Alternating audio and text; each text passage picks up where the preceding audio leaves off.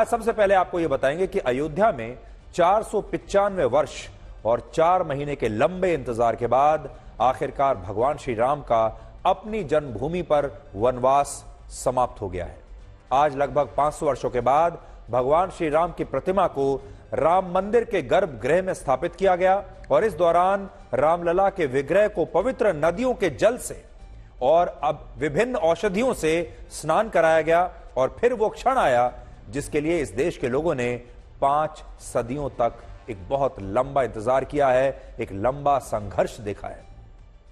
इन तस्वीरों में आप देख सकते हैं कि भगवान राम की जिस प्रतिमा में 22 जनवरी को उनकी प्राण प्रतिष्ठा होगी, उस प्रतिमा को एक क्रेन के माध्यम से मंदिर परिसर में लाया गया और इसके बाद पूरे विधि विधान के साथ शुभ मुहूर्त में भगवान श्री राम की यह प्रतिमा गर्भगृह में स्थापित की गई और यह क्षण लगभग 500 वर्षों के लंबे इंतजार के बाद पूर्ण हुआ है। आज सोचने वाली बात यह है कि भारत जैसा सहनशील देश इस पूरी दुनिया में और कहीं नहीं होगा, जहां भगवान श्री राम को भी अपनी जन्मभूमि के लिए वहां वापस लौटने के लिए 500 वर्षों की लंबी प्रतीक्षा करनी पड़ी। आप आज इस देश के समाज के बारे में सोचिए, भारत के समाज के बारे में सोचिए जिसने इतना लंबा इंतजार किया। इससे आपको यह पता चलेगा कि हमारे देश के लोगों का धैर्य कितना अटूट है, विश्वास कितना अटूट है, कितना लंबा इंतजार उन्होंने किया और सबसे बड़ी बात यह है कि इस दौरान उनकी निष्ठा लगातार मजबूती के साथ खड़ी रही। उनकी निष्ठा टूटी नहीं, उनकी निष्ठा कमजोर नहीं हुई। और सोचिए, इससे बड़ी निष्ठा वाला समाज पूरी दुनिया में और कहां हो सकता है, जिसने 500 वर्षों तक अपने भगवान श्री राम का इंतजार किया, उनकी जन्मभूमि को वापस लेने का इंतजार किया। राम जन्मभूमि पर बाबरी मस्जिद का निर्माण सितंबर 1528 में हुआ था, वर्ष 1528, और यह मस्जिद मीर बाकी ने बनवाई थी, जो मुगल शासक बाबर का सेनापति था।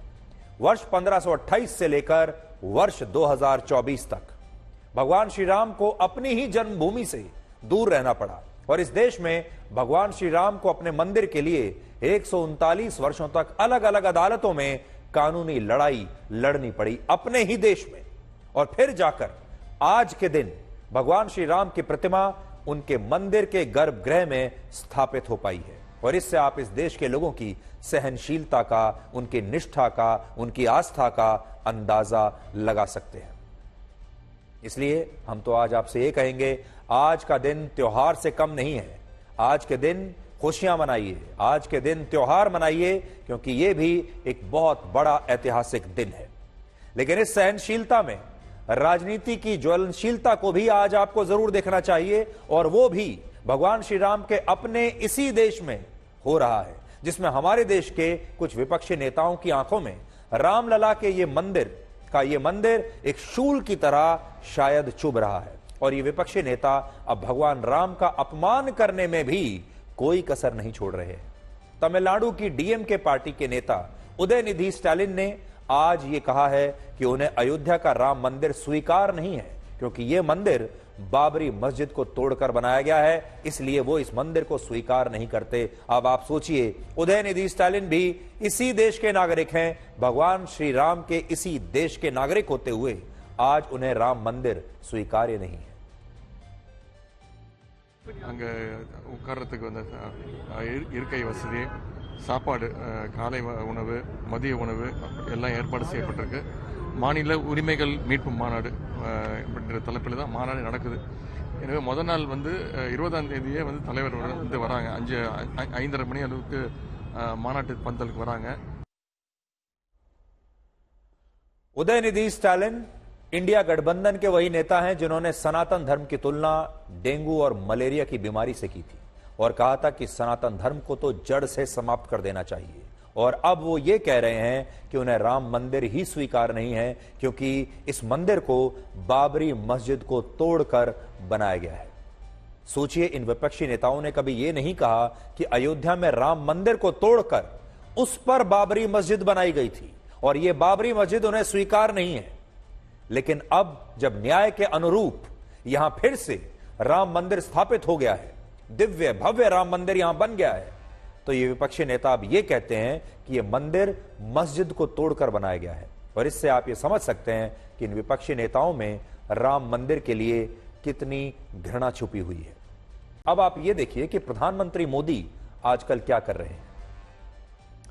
विपक्ष के नेता तो पानी पी पी कर प्रधानमंत्री मोदी को कोस रहे हैं, लेकिन प्रधानमंत्री मोदी पानी को त्याग कर, जल को त्याग कर राम भक्ति में डूबे हुए हैं।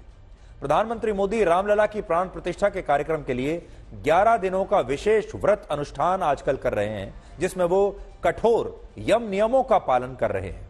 यम नियमों का अर्थ यह होता है कि प्रधानमंत्री मोदी प्रतिदिन ब्रह्म मुहूर्त में जागते हैं, जो रात्रि पहर के बाद और सूर्योदय से ठीक पहले का समय होता है।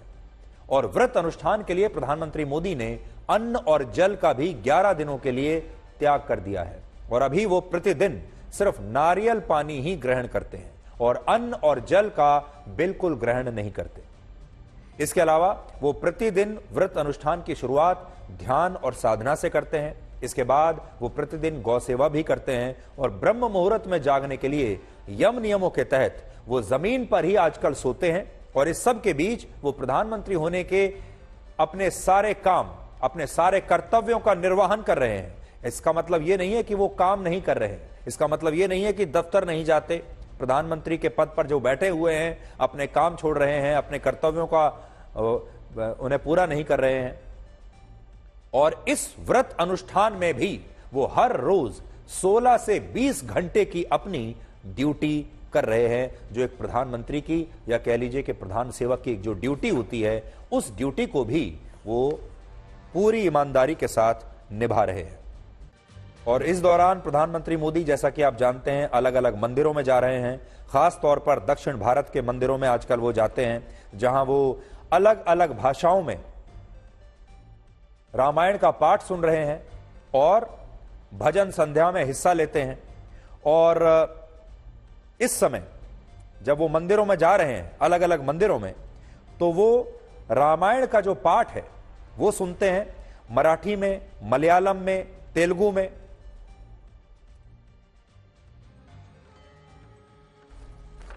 आज हमने आर्टिफिशियल इंटेलिजेंस की मदद से प्रधानमंत्री मोदी की कुछ तस्वीरें बनाई हैं, जिनसे आप यह समझ पाएंगे कि प्रधानमंत्री मोदी अपने व्रत अनुष्ठान के दौरान कितने कठोर नियमों का पालन कर रहे हैं और कैसे कर रहे होंगे। क्योंकि जब वो इसका पालन कर रहे हैं, उसकी तस्वीरें तो हमारे पास नहीं है, वो तस्वीरें मिलना भी असंभव है।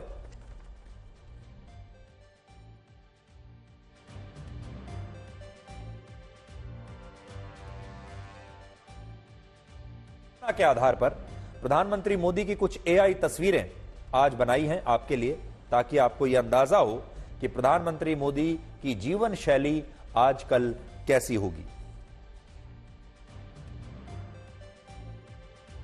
11 दिनों के व्रत अनुष्ठान के दौरान प्रधानमंत्री मोदी हर दिन किसी न किसी ऐसे मंदिर के दर्शन कर रहे हैं जो भगवान राम से जुड़े हुए मंदिर या स्थान है। और इन मंदिरों में वो अलग अलग भाषाओं में रामायण के संस्करण को सुन रहे हैं। नासिक के कालाराम मंदिर में उन्होंने मराठी भाषा में रामायण पाठ और भजनों को सुना। आंध्र प्रदेश में उन्होंने तेलुगु भाषा में और केरल में उन्होंने मलयालम भाषा में रामायण पाठ को सुना। और अब वो 20 जनवरी को तमिलनाडु के रामेश्वरम जा रहे हैं, जहां वो 2 मंदिरों के दर्शन करेंगे, जिनमें पहला मंदिर होगा श्री रंगनाथ स्वामी मंदिर और दूसरा मंदिर होगा रामनाथ स्वामी मंदिर, जहां प्रधानमंत्री मोदी एक ऐसे अनुष्ठान में हिस्सा लेंगे जिसमें 8 भाषाओं में रामायण का पाठ होगा। और ये 8 भाषाएं जानते हैं कौन सी हैं? ये 8 भाषाएं हैं संस्कृत, अवधी, कश्मीरी, गुरुमुखी, बांग्ला, मैथिली, गुजराती और असमीज। 20 जनवरी को इस मंदिर में प्रधानमंत्री मोदी इन सभी 8 भाषाओं में राम कथा सुनेंगे। और आज प्रधानमंत्री मोदी ने भगवान श्री राम को समर्पित एक डाक टिकट भी जारी किया है और यह भी बताया है कि भारत भगवान राम के नाम पर डाक टिकट जारी करने वाला इकलौता देश नहीं है, बल्कि Thailand, Indonesia, Australia, Cambodia, America, Nepal, New Zealand, Singapore और श्रीलंका समेत 20 से ज्यादा देश भगवान राम के नाम की डाक टिकट जारी कर चुके हैं। हमारे देश में इससे आप यह समझ सकते हैं कि दुनिया तो भगवान राम को स्वीकार कर रही है, लेकिन भगवान राम के अपने ही देश में कुछ नेता मुस्लिम वोटों के लिए, मुस्लिम तुष्टीकरण के लिए, चुनाव में फायदा लेने के लिए भगवान राम का अपमान कर रहे हैं। और अपमान करने वाले ये नेता किसी और धर्म के नहीं, बल्कि ये सारे हिंदू धर्म को ही मानने वाले नेता हैं। अब हम भगवान राम पर हमारी विशेष सीरीज के 14वें अंश में आपको आज यह बताएंगे कि रावण के अंत के बाद, यानी रावण के वध के बाद, सीता जी को अयोध्या लौटने से पहले अग्नि परीक्षा क्यों देनी पड़ी थी। देखिए, हमारे समाज में जब भी हम बात करते हैं सीता जी की इस अग्नि परीक्षा के बारे में अक्सर चर्चा होती रहती है। लोग अपने अपनी राय सीता जी की अग्नि परीक्षा के बारे में देते हैं, लेकिन हो सकता है बहुत सारे लोगों को इस अग्नि परीक्षा के सही प्रसंग के बारे में ना पता हो। हमारे देश में आम धारणा यह है कि सीता जी ने यह अग्नि परीक्षा इसलिए दी क्योंकि उन्हें स्वयं को निष्कलंकित साबित करना था। लेकिन सच्चाई यह है कि इस प्रसंग का संपूर्ण सत्य अभी लोगों को पता नहीं है। संपूर्ण सत्य क्या है, आज हम आपको बताने वाले हैं। रामायण के अनुसार रावण के वध के बाद भगवान श्री राम ने अंगद, विभीषण और हनुमान जी से यह आग्रह किया कि वो आदर पूर्वक सीता जी को उनके समक्ष लाकर प्रस्तुत करें। इस निवेदन पर पहले हनुमान जी ने सीता जी को युद्ध का पूरा वृतांत सुनाया। इसके बाद अंगद और विभीषण ने सीता जी से यह कहा कि उन्हें एक पालकी में बैठकर उनके साथ चलना होगा। अंगद और विभीषण ये भी चाहते थे कि भगवान श्री राम से मिलने के लिए सीता जी रेशमी वस्त्रों के साथ सुंदर आभूषणों को भी धारण करें। इस आग्रह के बाद ही सीता जी को पालकी में भगवान श्री राम के समक्ष लाया गया और इसी के बाद भगवान राम ने उन्हें यह कहते हुए एक स्थान पर रोक दिया कि उन्हें उनके निकट आने से पहले अग्नि परीक्षा से गुजरना होगा। अग्नि परीक्षा की बात सुनकर लक्ष्मण, अंगद, विभीषण, हनुमान जी और वानरों की सेना विचलित हो गई और उन्हें यह लगा कि क्या अब सीता जी को भी अपनी पवित्रता इस तरह साबित करनी होगी। और इस दुख और विलाप में वानरों ने अग्नि परीक्षा के लिए लकड़ियां इकट्ठी करनी शुरू की और सबको यही लगा कि सीता जी को इस अग्नि में प्रवेश करके स्वयं की पवित्रता और सद्गुणों को साबित करना होगा। लेकिन रामायण के अनुसार भगवान राम और सीता जी इस बात को जानते थे कि अग्नि परीक्षा तो सिर्फ संसार को यह दिखाने के लिए ही है, लेकिन इसका असली उद्देश्य कुछ और है। असली उद्देश्य क्या है? सीताहरण से पहले जब भगवान श्री राम, लक्ष्मण और सीता जी दंडक वन में थे, तब भगवान राम ने सीता रूपी शक्ति को अग्नि में प्रतिष्ठित कर दिया था। और इसका मतलब यह था कि सीता जी का देह, उनकी जो देह है, वो तो लंका में रावण की कैद में है, लेकिन उनकी शक्ति और तत्व अग्नि में सुरक्षित थे। अग्नि में प्रतिष्ठित उस शक्ति स्वरूप के साथ सीता जी वास्तविक रूप में प्रकट हो सकें, इसलिए भगवान राम ने सीता जी की अग्नि परीक्षा ली, जिसके लिए सीता जी ने अग्नि में प्रवेश किया और इसके बाद अग्निदेव ने वास्तविक सीता जी को भगवान श्री राम के चरणों में भेंट कर दिया। और इस तरह सीता जी ने संसार को दिखाने के लिए स्वयं को निष्कलंकित भी साबित कर दिया और भगवान श्री राम ने अग्नि में प्रतिष्ठित सीता जी को वास्तविक रूप में फिर से पा भी लिया। तो ये अग्नि परीक्षा का जो सही प्रसंग है वो हमने आपके सामने रखा है। लेकिन सीता जी ने एक बार नहीं बल्कि 2 बार अग्नि परीक्षा दी थी। एक अग्नि परीक्षा तो आज हमने आपको बता दी, लेकिन दूसरी अग्नि परीक्षा की कहानी हम आपको कल बताएंगे। अब हम आपको भारत के ग्रामीण इलाकों में शिक्षा के गिरते स्तर पर एक बहुत ही चिंताजनक खबर दिखाएंगे, जिस खबर को देखने के बाद शायद आप भी चिंतित हो जाएंगे इस देश के भविष्य के बारे में। एक नए सर्वे में यह पता चला है कि भारत के ग्रामीण इलाकों में 8वीं से 12वीं कक्षा में पढ़ने वाले 1/4 छात्र कक्षा 2 की किताबें भी ठीक से पढ़ नहीं पाते। मेरी बात आज आप ध्यान से सुनिएगा और ये जो मैं खबर आपको बता रहा हूं, जो रिपोर्ट बता रहा हूं और आगे जो मेरे शब्द होंगे वो थोड़े कड़वे होंगे। आपसे पहले ही माफी मांग लेता हूं, कुछ लोगों को मेरी बात बुरी लग सकती है, कड़वी लग सकती है, लेकिन जिस तरह से कई बार आप बहुत बीमार होते हैं और आपको एक कड़वी गोली खानी पड़ती है ठीक होने के लिए, उसी प्रकार से ये कड़वी जो गोली है ये आज आपको खानी ही पड़ेगी। इसलिए आज बड़ा सवाल यह है कि क्या यही बच्चे भविष्य के बेरोजगार नहीं बनेंगे और फिर सोशल मीडिया पर यह शिकायत भी करेंगे कि इनके पास डिग्री तो है लेकिन नौकरी नहीं है, रोजगार नहीं है। लेकिन उससे पहले आपको इस रिपोर्ट के बारे में हम सब कुछ बताएंगे। इस रिपोर्ट का नाम है annual status of education report. ये एक वार्षिक सर्वे रिपोर्ट है जिसकी शुरुआत वर्ष 2005 में हुई थी और इस रिपोर्ट में हर साल यह बताया जाता है कि भारत के ग्रामीण इलाकों में स्कूल जाने वाले छात्र शैक्षणिक रूप से कितने योग्य हैं, यानी गांव में जो बच्चे स्कूल जाते हैं वो कितने योग्य हैं, उनकी योग्यता क्या है और उनकी पढ़ाई लिखाई का स्तर क्या है। मौजूदा रिपोर्ट वर्ष 2023 के बारे में है, यानी पिछले साल के बारे में है जो अभी अभी खत्म हुआ है। इसमें देश के 26 राज्यों के कुल मिलाकर 28 ग्रामीण जिलों को कवर किया गया है और इन जिलों में 14 से 18 वर्ष के स्कूल जाने वाले छात्रों से बातचीत की गई है, उन लोगों को कवर किया गया है। और यह सर्वे इसलिए बहुत महत्वपूर्ण है क्योंकि भारत में ऐसे युवाओं की संख्या 14 करोड़ है जो 14 से 18 वर्ष के बीच है और जो अभी 8वीं से 12वीं कक्षा की पढ़ाई कर रहे हैं। देखिए, ये जो बच्चे हैं हमारे 14 से 18 वर्ष के बीच के, जो अभी 8वीं से 12वीं कक्षा में हैं, यही तो भारत का असली भविष्य है। अब से कुछ वर्षों के बाद ये वोटर बन जाएंगे, ये वोट डालेंगे, उसके बाद भारत का भविष्य इनके हाथों में चला जाएगा। जब हम कहते हैं कि हम विश्व गुरु बनेंगे, जब हम कहते हैं कि हम विकसित देश बनेंगे, जब हम कहते हैं कि हम दुनिया की तीसरी सबसे बड़ी अर्थव्यवस्था बनेंगे, ये बनाएगा कौन? ये बच्चे बनाएंगे जिनके बारे में आज हम बात कर रहे हैं। लेकिन इन बच्चों का स्तर देखिए, हैरानी की बात यह है कि इनमें से ज्यादातर छात्र ऐसे हैं जो दूसरी कक्षा की किताबें भी ठीक से पढ़ नहीं सकते। इस सर्वे के मुताबिक 14 से 18 वर्ष के 26.4% छात्र अपनी क्षेत्रीय भाषा में भी, यानी अपनी लोकल भाषा में भी दूसरी कक्षा की पुस्तक को ठीक से नहीं पढ़ सकते।